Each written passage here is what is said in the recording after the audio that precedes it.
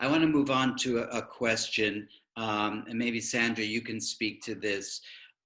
Somebody asked how to help children who are disappointed with this new situation because of everything getting canceled. Schools, Broadway show, field trips, other kinds of field trips, maybe camp in the future, maybe not.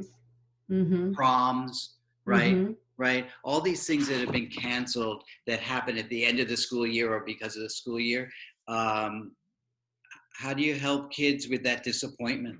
Yeah, I think one thing is to really be able to hold that for them and to allow them to really express that they're feeling disappointed and to be able to join them in that and acknowledge, I know this is really disappointing. It is totally disappointing. And I wish that you would be able to do these things. And then help them come up with other ways to do those things. And I would elicit those ways from those kids also, as opposed to telling them. Now, this can be a back and forth thing, but I would definitely have it start from them. What do you think would help you feel better during this time? Do you want to contact your friends? Do you want to go out for a walk? Do you, what could they come up with? Right. I saw something, everyone might have seen this too, that apropos of not being able to go to the prom, high school prom, that it happened to be this young woman who got dressed in her dress and did the makeup, and she filmed this and posted it, I guess, on YouTube or some such, and then she and her dad were dancing in the living room, and that might actually be it is very, very touching.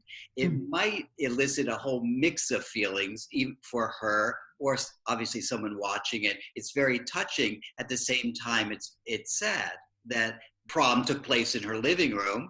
On the another side of the coin, how creative she was. That was the outlet that led her to doing that. Right. And I think that's so apropos what you're saying, Jeff, is that it's on one hand, it's sad and it's also creative. And I think being able to hold both of those emotions is very important. To say, oh, it's sad, but let's not talk about it being sad. No, let's talk about it being sad. It's sad. It's disappointing. That's important to be able to express that. And also to be able to see, wow, we've really come up with something different here that we wouldn't have had to do if we were doing this other activity. And that's a really positive thing. Yeah.